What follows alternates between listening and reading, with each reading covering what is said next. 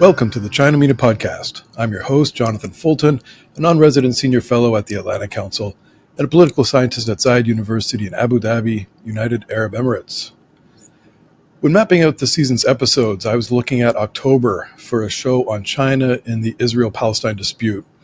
Prime Minister Benjamin Netanyahu had been expected to visit Beijing that month, and after China's role in the Saudi-Iran rapprochement earlier this year, there were reports that it might try its hand at mediation in the Middle East's most intractable conflict.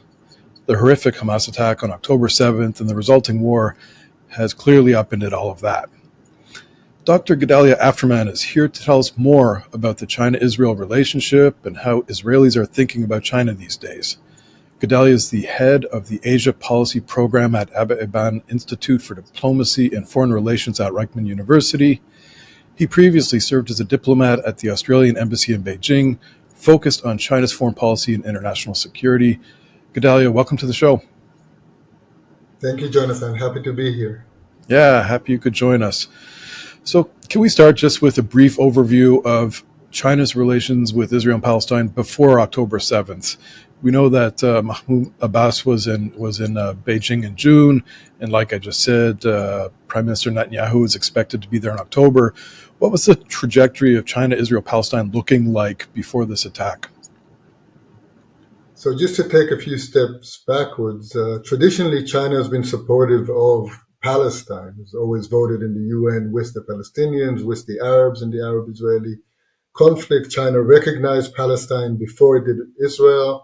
But as the relationship with Israel became stronger, as the economic relationship with Israel became stronger, it seemed very clear that Israel became the more important partner in this triangle. And China, while it talked a lot about the Palestinian cause, that didn't have much substance. Over the years, we've seen a few peace plans and peace proposals put forward by the Chinese, including by Xi Jinping himself, but always the feeling was that it was more lip service than substance. If we're moving forward to the last few years, then the relationship between Israel and China has become much stronger economically. China saw Israel as an important source of technology, of innovation. Chinese companies are involved in some of Israel's most important infrastructure projects.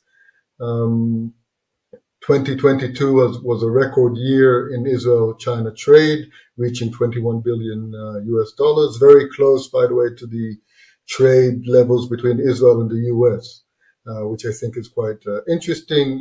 As you mentioned, following the rapprochement in March between Iran and Saudi Arabia, which China brokered, there was a feeling in Israel that maybe something political can be done with China in the region. You mentioned that China tried to push itself as a mediator in the Israel-Palestinian conflict. That wasn't something that Israel took seriously, but I think Israel maybe thought a little bit more seriously about China playing a role with other players in the region, for example, Saudi Arabia. Mahmoud Abbas visited Beijing in June, and that was a very symbolic visit, not a lot of substance, mainly focused on positioning China in the region and positioning China as a possible mediator. Another issue that comes that's important when we're talking about China's roles in the Middle East is getting legitimacy for its policies in Xinjiang, and we saw Mahmoud Abbas come out publicly while in Beijing in support of China's positions and policies in Xinjiang. Netanyahu was the father of Israel's Look East policies. Look East strategy was meant to come to Beijing in October. This visit was canceled because of the war, but the idea was that we'll see perhaps an upgrade in the economic relationship and perhaps talk about regional cooperation between Israel and China. One issue I should mention just very briefly is the issue of the impact of superpower competition on the Israel-China relationship. So the U.S. has always been an important actor in the Israel-China relationship and has a lot to do with shaping it. And over the last few years, as tensions grew between the U.S. and China, we've seen that shaping the relationship between Israel and China as well.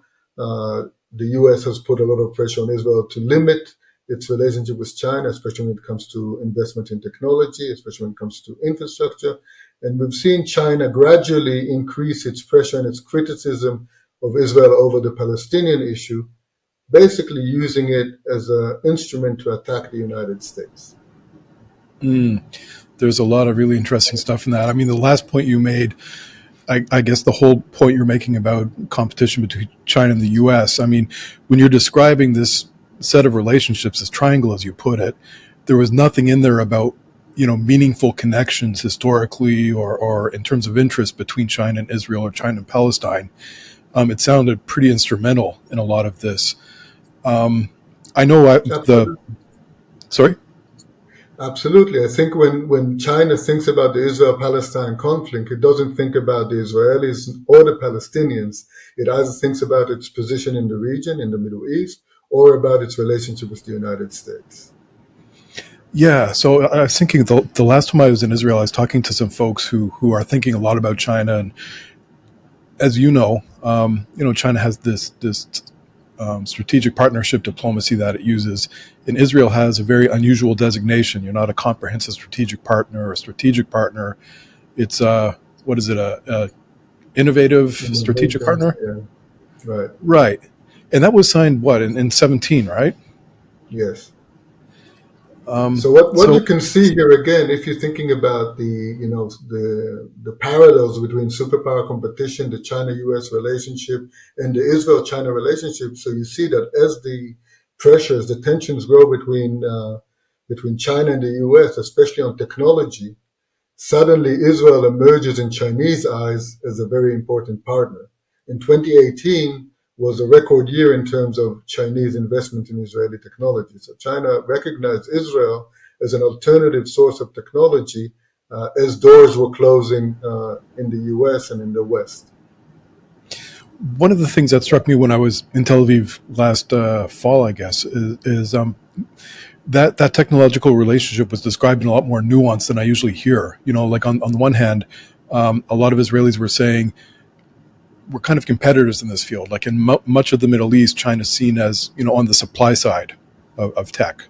Whereas and these countries are mostly on the consumer side. That's the relationship with China. Whereas Israel is also on the supply side. So there's a bit of a competition there in terms of you're both doing similar things, and because of that, the Israelis I spoke with said that there was some concern, that they were worried about protecting their IP, that working closely with China in a lot of technological areas might not necessarily be in Israel's best interest, especially since you alluded to, or since you said the nature of the Israel-U.S. relationship is such that if an Israeli firm goes to the U.S. looking for investors, and you've got a lot of Chinese, partners on your books or Chinese investments on your books, it's going to be a lot harder to do business in Europe or in the U.S. So it seemed like a pretty complex relationship to me on the tech front, at least.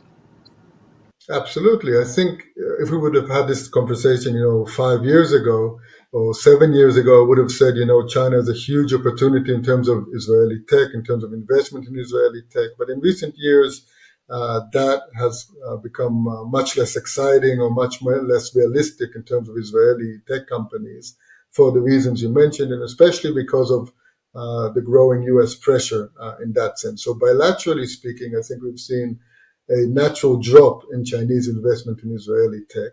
I think if you think about the regional context, the picture is a little bit more complicated because I think you will see more and more Israeli and Chinese companies cooperating on technology in places like the UAE or Saudi Arabia or other places. I think that's something looking ahead that will be interesting to follow. Right.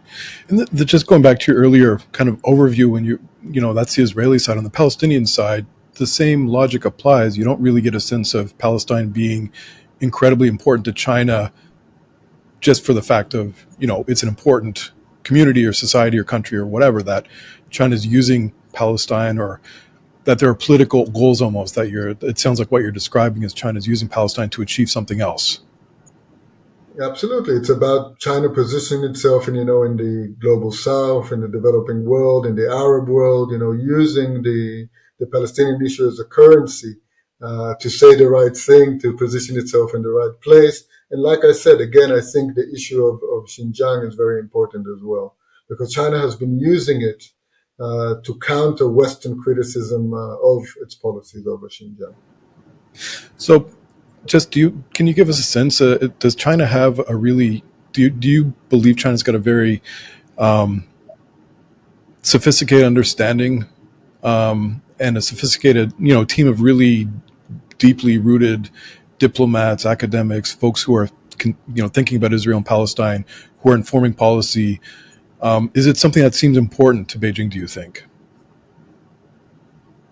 No, I don't think the relationship with Israel is particularly important, and I think China's response to the current crisis has made that quite clear. I think if we look at the region at the moment and the way China's views the region, especially over the last 10 years or so, I think Israel has become less important, especially in the last 5 years. Part of that is because of those limitations on technology. So in some ways, from a Chinese perspective, Israel has less to offer to China, and China has more to gain by using the Palestinian issue to attack the United States, because that's a much more important issue. So I don't think China has particular or developed expertise on the Israel-Palestinian issue, and I don't think it takes it very seriously or thinks it's very important in a real sense. Yeah, I've gotten the impression just from watching, from this vantage point here in the Emirates, that I think leaders in Beijing have looked at Israel and realized that the relationship between Israel and the U.S. is such that there's very little space for China to really make serious gains. And that means, hey, if you're not going to be a useful partner, then we can use you as, a way to garner support for other things we're trying to do in the region. Exactly. I think the Netanyahu visit might have been, an attempt in some ways in Beijing to take advantage of what they thought or what was seen as a crisis in the Israel-US relationship. So Netanyahu was waiting for an invitation to the White House and didn't get it. He got instead an invitation to Beijing, with the Chinese wanting to see what they can work with. And like I said, the issue of Israel-Saudi normalization, I think, was one of the issues that they wanted to explore at that time. Obviously, now following the 7th of October, the reality is quite different, but I think that's the context of that visit at the time. Yeah. So, okay, well, I want to get to that then, because you mentioned a minute or two ago about China's response to October 7th. Can you just give us, I mean, it's been pretty hard to track. There's been a lot happening over the past 6 weeks, and I really appreciate you taking the time to do this, because I know you've obviously got a lot on your plate right now. But what, since October the 7th, what have you seen from China? How has their response been? So I think generally speaking, China's response was, what we'd expected to do in a way. It's in accordance to what it's done in the past, quite similar to what's done regards to the war in Ukraine. It's basically trying to present itself as a balanced player, calling for stability, calling for peace, calling for a ceasefire.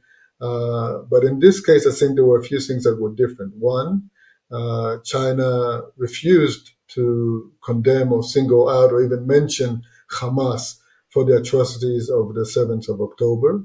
Uh, and I think that was different, first of all, because I think it should have done that, but also because from an Israeli perspective, this was Israel's 9/11. So the way Israel saw China's refusal to do so was very different to the way it had seen it in the past, or China's policies in the past.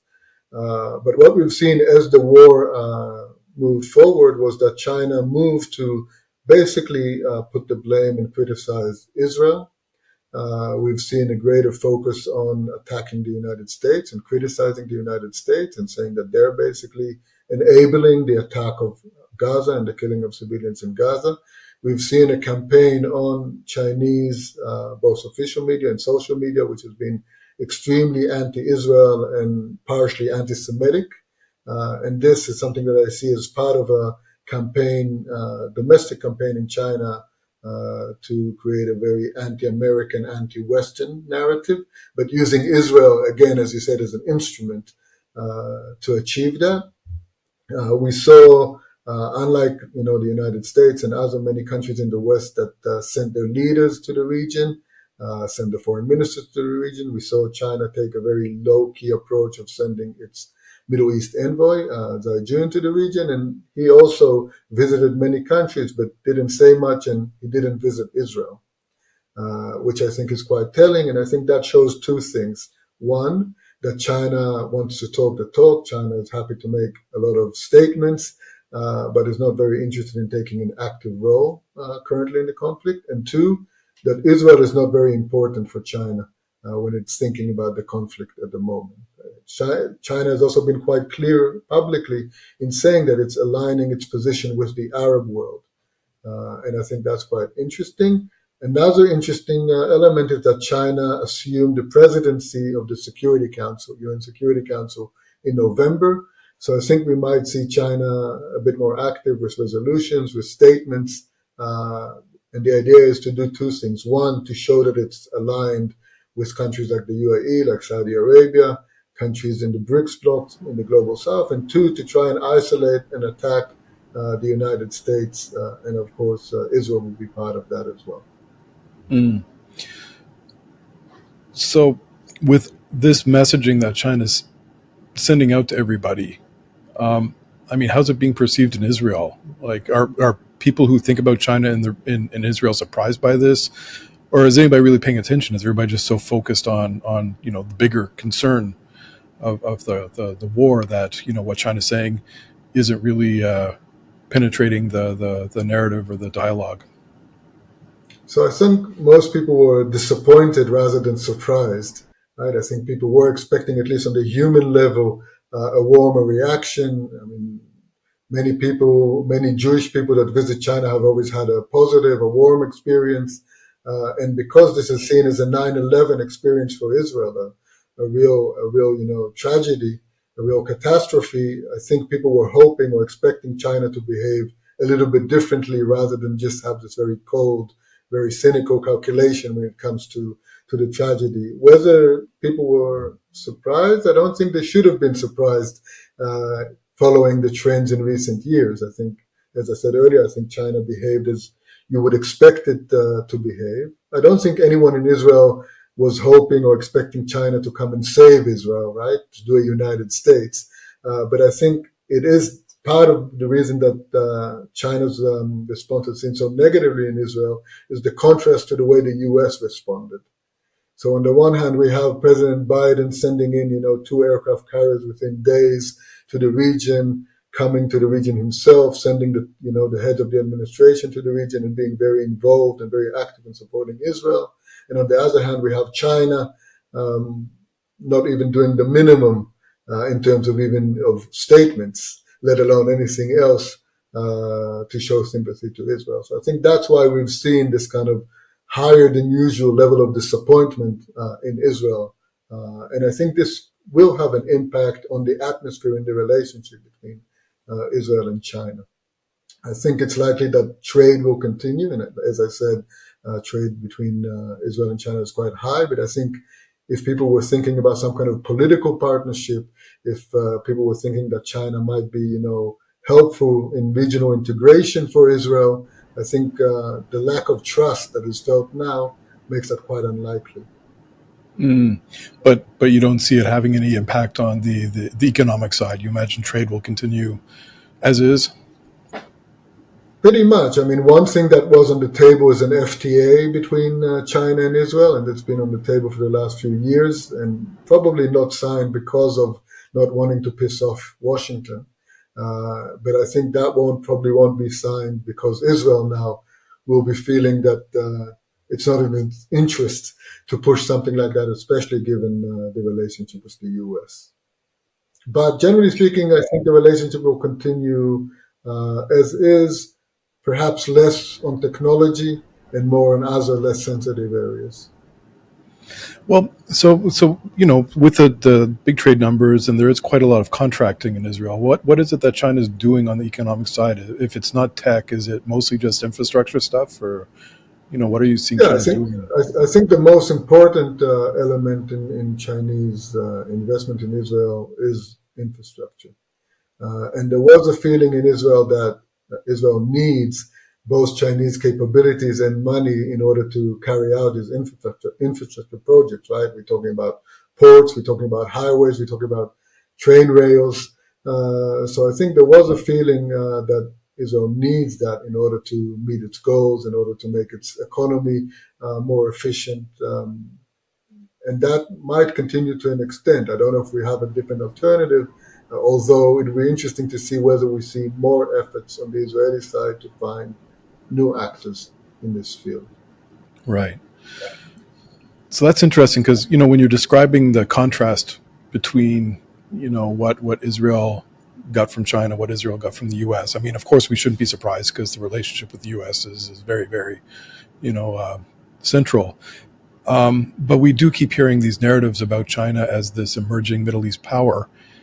And then you see its response to a serious crisis has been, quite underwhelming the way you're describing it.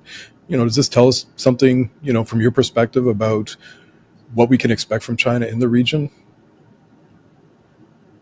Absolutely. So, we talked about the agreement between the Saudis and the Iranians and the narrative that China has been pushing since then, that it can be a mediator, that it can push de-escalation in the region in a different way, that it can counter the American presence. And I think what we've seen here might be going the other way. I mean, if you're sitting in Saudi Arabia and you're thinking whether or not a security agreement or security guarantee with the Americans is worth it, when you see the Americans come in within 2 or 3 days with 2 aircraft carriers, I think that's something that resonates. And on the other hand, you might agree with China's rhetoric about the Israeli-Palestinian conflict, but I'm sure that people also know that China isn't doing much to ease the tension. So I think when we look forward in the regional sense, I think people will continue the economic relationships, the economic trends, will deepen cooperation. I think technology and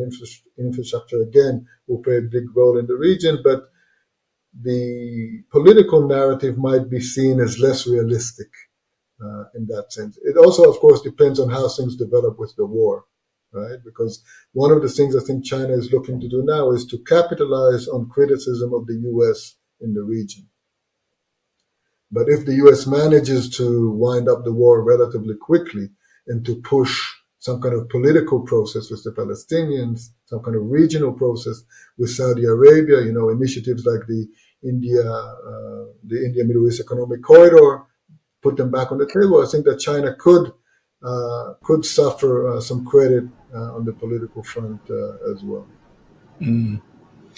So you mentioned the Saudi-Iran mediation efforts. And you and I have talked about this in the past, so we both have, I think, kind of similar ideas about how, involved China was in that. I mean, I think it's been kind of overblown in a lot of the media accounts of it. But at the same time, China did get them past the finish line, and it was seen as a pretty useful actor. What do you think from an Israeli perspective now, having seen the Chinese government's response and kind of the lackluster, underwhelming, response to this conflict and not a lot of support for Israel? Does China really have much role to play in this mediation effort anymore? Can China be seen as a reliable actor by the Israelis? So first of all, I agree about the China-Saudi Arabia agreement. I think China was basically getting a lot of credit for being there for the last 50 meters of a marathon. But nevertheless, it is telling that both Saudi Arabia and Iran made a big effort to give the credit to China. So I think that's something to keep in mind. Listen, from Israel's perspective, the first thing that Israel needs to understand, and I think is getting to understand, is that China won't do anything for Israel's sake. Israel's ability to influence Chinese policy bilaterally or regionally is close to zero, including regarding this conflict. So the way to look at it is, so when we're trying to think what kind of role China can play, I think there are two roles. One, and these will be for two reasons, either regional or geopolitical. Two roles that it can play. The first one is that it can pressure or convince Iran not to come in and not to escalate the situation further with other actors like Hezbollah, like the Houthis in Yemen and other places, and that might be happening to some degree at least, but I think that's quite an important role that China can play. And I think the second could be to play a role on the humanitarian front, because that's something that China can do without taking much risk, but with getting a lot of credit and a lot of publicity. I mean, I think if you think about, can China mediate peace between Israel and the Palestinians? No, of course not. That would be completely unrealistic. But can China play a role in pressuring Qatar and Egypt into securing the release of the Israeli and the international hostages held by Hamas? I think it can. Can China help bringing aid or facilitating, aid to Palestinians in Gaza? I think it can. Can China play a role in the future, in the day after, in reconstructing Gaza? I think it can as well. So I think there's some potential roles that China can play in the conflict, but it needs to decide to do so. And so far, we haven't seen any real sign that China really wants to do any of these things. But I think that if China is to do them, now, this week or the next few weeks are the time to do them for several reasons. The first is that we have the meeting between Xi Jinping and President Biden coming up in the next day or so. And that's something that's an opportunity for China to show that it's a positive actor, that it can cooperate with the US. The second is the fact that China is currently chair of the UN Security Council, president of the UN Security Council. The third is regional, and that's the sense that many of its partners in the region, we're not talking about Israel, we're talking about Saudi Arabia, we're talking about the UAE, we're talking about Qatar, are very worried about a spillover. And the fourth is the fact that there's an actual active negotiation now about the release of the hostages in return for a ceasefire. So this is something focused, something specific that theoretically at least China could play a role in. Yeah, excuse me. I should mention we're recording this. It's November 14th, so there is actually some momentum right now. We're hearing stories about this hostage negotiation happening through Qatar, right? So it feels like we might be making some positive momentum right now. But I think you made some really important points, because I mean, when I'm maybe being a little hard on China here, maybe not hard, but I'm pointing out some of the deficiencies and how people talk about China as a regional actor. But they do have interests in the Middle East, and they do have influence. There is space for China to be pretty useful in this. It does have significant interests, and I think I keep saying they're primarily economic interests. So when people expect China to be a security or a political actor, I think they're kind of expecting the wrong thing. But given its deep economic presence here, it doesn't want to see the region. They don't want to see this conflict expand into a region-wide conflict. So I think your point about China's regional influence and how it can act with other actors in the Gulf or in Iran is a point well taken. There's something we could expect that could be useful, and it does align with a lot of other extra-regional powers that have similar concerns and similar interests. So, Exactly, we and might see something. we've seen, for example, that the de-escalation, process or trend in the region seems to be continuing. I mean, putting aside the conflict, but we've seen, the Iranians and the Saudis sitting together and the Syrians showing up at the Arab League meeting. And this is a momentum that I think serves Chinese interests. And this is something that they would like to maintain. So I think when we're talking about a Chinese role, we need to be pragmatic and realistic about it. Again, we don't need to say they're not going to save and change the Middle East, but they can definitely have influence on specific issues that are quite critical. If you want to reach a ceasefire on this current war, the key is releasing the hostages, the kidnapped civilians in Gaza. If you manage to do that, you're in a different position. If you manage to have some kind of political horizon, some kind of economic and political horizon for the future of Gaza, for the future of Gaza and the West Bank, even a Palestinian state, that's something that at least theoretically China could play a role, especially on the infrastructure issues, the economic issues, etc., and especially if it's done by countries in the region. So if we can imagine a scenario, for example, where the GCC, the UAE and Saudi Arabia, for example, lead a process of reconstruction in Gaza, you could imagine China wanting to play a role in that as well. So again, as long as we focus and specific and realistic in our approach, I think China could have a role to play. But from a Chinese perspective, it all depends on how beneficial it sees or it thinks it might be for its interest in the region, and also how it portrays it vis-a-vis the U.S. Does it help the U.S.? Does it help China vis-a-vis the U.S.? So I think this is all part of the thinking, very much geopolitical, very much regional. That's a really great way to wrap it up. I think you gave us a lot to consider.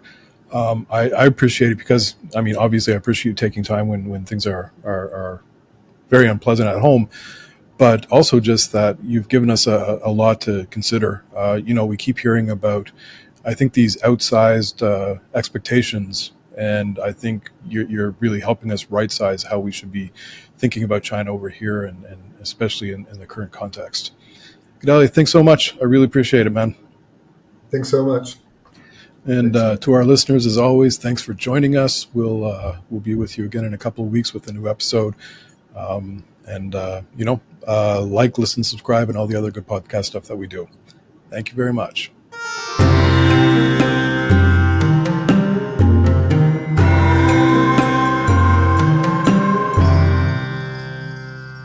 Produced by Heartcast Media.